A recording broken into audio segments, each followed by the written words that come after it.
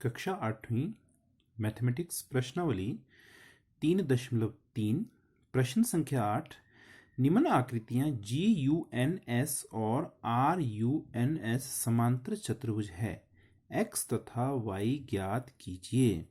पहली जो आकृति है वो हमारे पास एक समांतर चतुर्भुज GUNS दी गई है, हमने x और y ज्ञात करना है। तो आइए इसका हल ज्ञात करते हैं। समांतर चतुर्भुज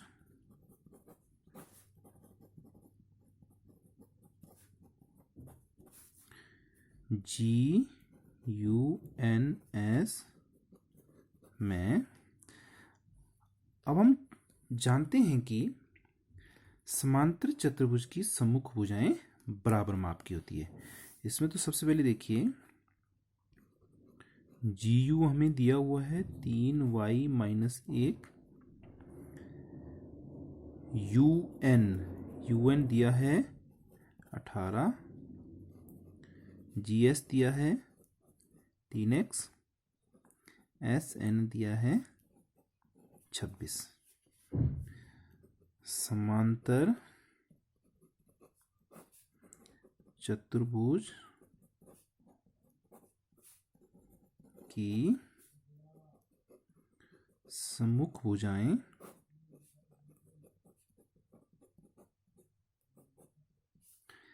बराबर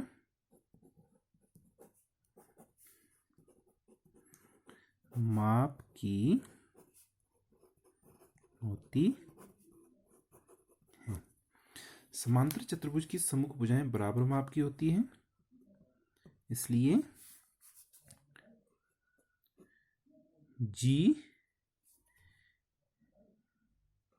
GU हो जाएगी हमारी, GU बराबर है SN।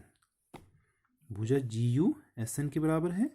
अब GU दिया है हमें 3y - 1 बराबर है SN है 26। तो यहाँ से हम जो है इसको निकाल सकते हैं। और दूसरी जो भुजा दी है वो दी है GS बराबर है UN। ये दोनों भी बराबर है। GS है 3x बराबर है UN है 18। तो उनको हम हल कर सकते हैं आगे।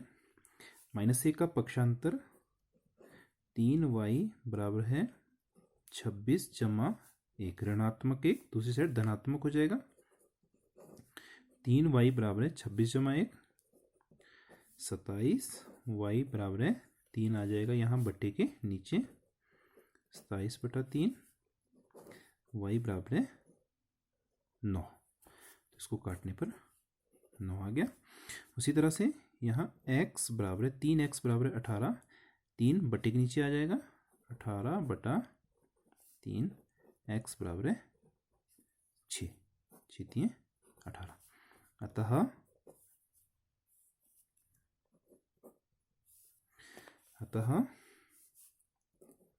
x बराबर है 6 और y बराबर है 9। इसी प्रकार दूसरी आकृति हमारे पास है, एक समांतर चतुर्भुज RUNS दी गई है। समांतर चतुर्भुज RUNS में अब हम जानते हैं कि समांतर चतुर्भुज के विकर्ण एक दूसरे को समद्विभाजित करते हैं। तो इसलिए इसके जो विकर्ण है SU और RN ये एक दूसरे को समद्विभाजित कर रहे हैं बिंदु O पर, इसलिए OU बराबर है OS। क्योंकि ये समद्विभाजित कर रहे हैं तो OU किसके बराबर होगा, OS के बराबर। OU है आपका y + 7 बराबर है 20।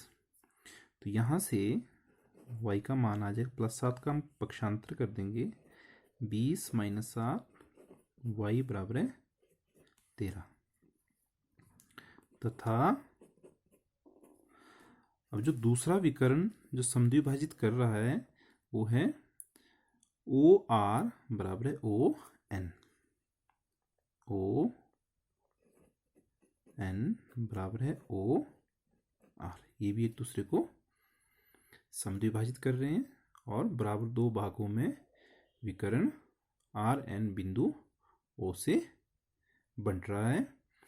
इसका मतलब ओ एन है आपका x प्लस वाई, ये आ जाएगा। जो ओ आर है वो 16 के बराबर। अब ऊपर हमने y का जो मान निकाला वो निकाला 13, यहाँ पे हम y की वैल्यू 13 डाल देंगे। x जमा 13 बराबर है 16, और यहाँ से यह आ जाएगा x बराबर 13 का पक्षांतर करने पर x बराबर है 16 माइनस 13, x बराबर है 3। तो इस तरह से अज्ञात x और y हमने ज्ञात कर लिए। अतः x बराबर है 3 और y बराबर है 13।